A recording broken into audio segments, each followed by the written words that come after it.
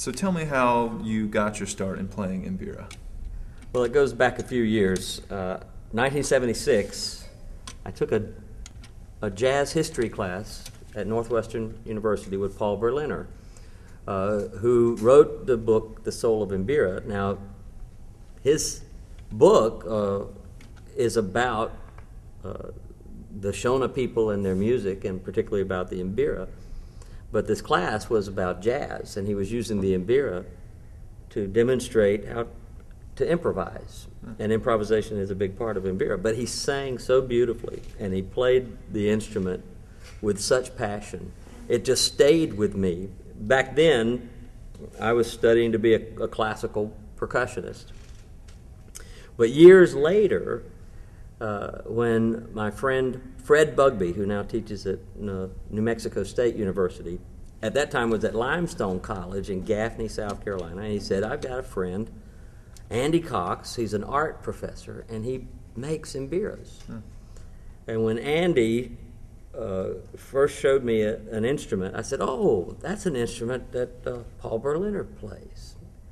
And before I knew it, I was wanting to learn more about the instrument. I got Paul Berliner's book. Andy made an mbira for me, and I started learning pieces. Yeah. So when you were acquiring instruments, what was like the first piece that you started to work on? What was the first piece you learned for mbira? Well, traditionally, the first piece that students learn is called Kariga Mombe, and it's just very simple.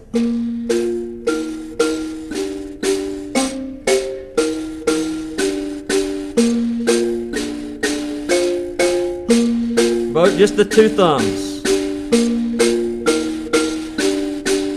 And then there are variations, but this is the first one. Both thumbs playing at the same time. Right. Now, the first piece I learned to play, because I was learning from a book, and not even a book that was really meant to teach you how to play, but to show you examples of what the music sounds like. Yeah. The first piece I learned from Paul Berliner's book, The Soul of Mbira, was Nyamaropa. But I learned it basically the way I interpreted the notation.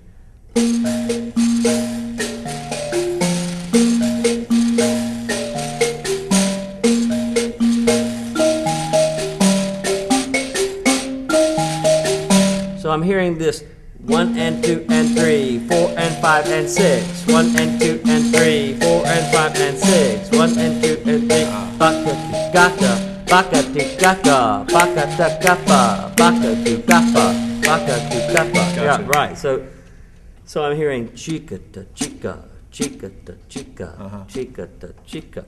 And later on I met Richard Selman, who played in a group with Chartwell Dutiro called Spirit Talk Mbira. Richard's from Alabama, is also a fine mbira maker. And Richard said, hey, you can hear this with the bass on the beat, right, instead of the upper keys on the beat. So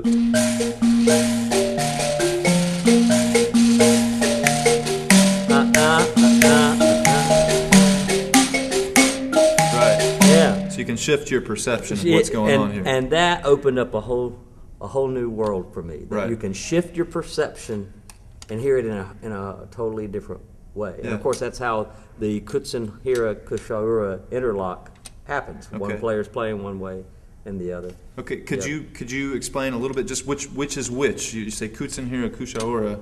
One is one a lead? Is one like a lead part and one is an accompaniment part, or? Traditionally? Technically, yeah. I think Kushaura means to lead. Okay. And Kutsin Hira means to follow, right, or to add another complementary part. Okay.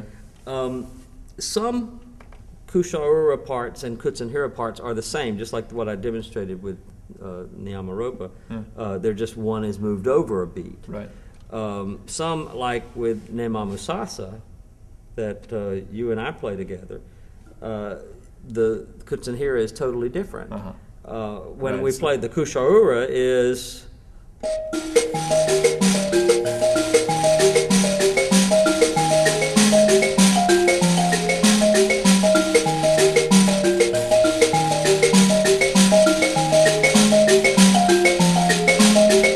hear that. We can hear that 1 2 3 4 1 2 3 4 1 2 3 4 1 2 3 4 1 2 3 4 1 2 3 4. Right.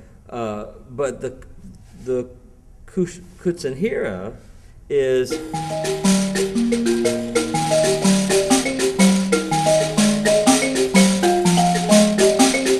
bum bum bum bum bum ding bum. Yeah, right. And that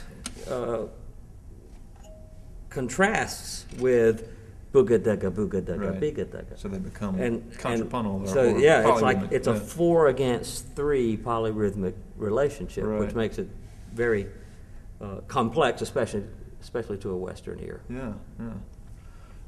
Now, I'd like to ask you a little bit about the singing that you do and the yodeling that you do in your singing. How did you get turned on to that, and how did you learn to do that?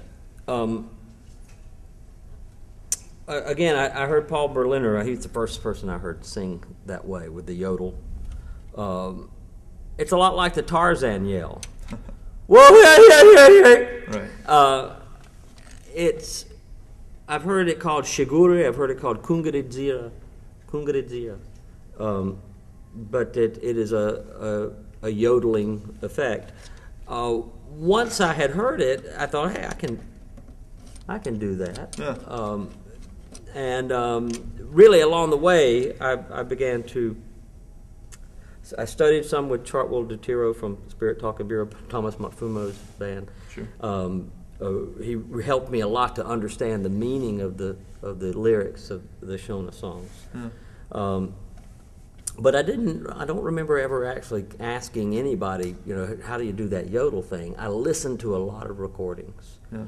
Efat Mujuru, even Thomas Matfumo, Stella Chiweshi, Erica Azim has a beautiful singing voice. Yeah.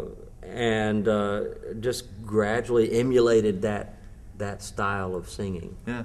And it really is not complete in my mind if you don't sing along. Right. That's an with integral part of the music. Yeah. Yeah. That's great. But I have to practice sometimes playing and singing at the same time. Right. It's a specially developed skill. And is it more of a rhythmic thing, like just rhythmic coordination between playing and singing? Yeah, that's it's really like another part. As a percussionist, especially those of us who've played drum set, you got every limb is doing something, so Right. the voice is just another limb. Right. And you have to put the beat somewhere in relationship to the Right. other things. Develop that interdependence between them. That's it. Yeah. Where do you kind of see this going for you as an mbira player and with your recordings and your music in the future? Well, the mbira, it's a very intimate instrument, and it has really grabbed me, and it's I have a similar a sense with the frame drums and the pieces that I've written for frame drums that they're intimate instruments. You come in direct contact with them. As opposed to the sticks that you have to use with other percussion instruments. I think that's what really attracted me to the instrument.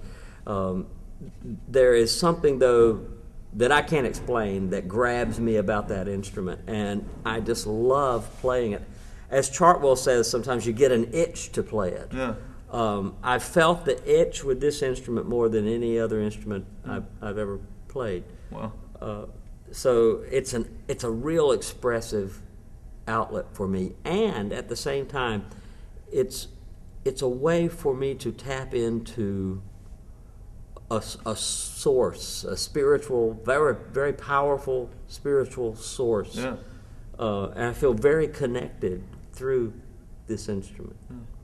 Like I've heard you say before, this kind of reminds you of it's kind of the percussionist equivalent to an acoustic guitar. Something that's portable. It's a very portable instrument. Yeah. And quiet, like you said, intimate kind of instrument. Yeah, I can sit on my front porch and play it. Yeah. But it's also, it's like any musical instrument. I think all musical instruments have a certain amount of respect. It's a sacred thing. Yeah. Your attitude should be one of respect. Yeah. And of Sure. understanding that this is an instrument that I can my soul can speak through. Yeah.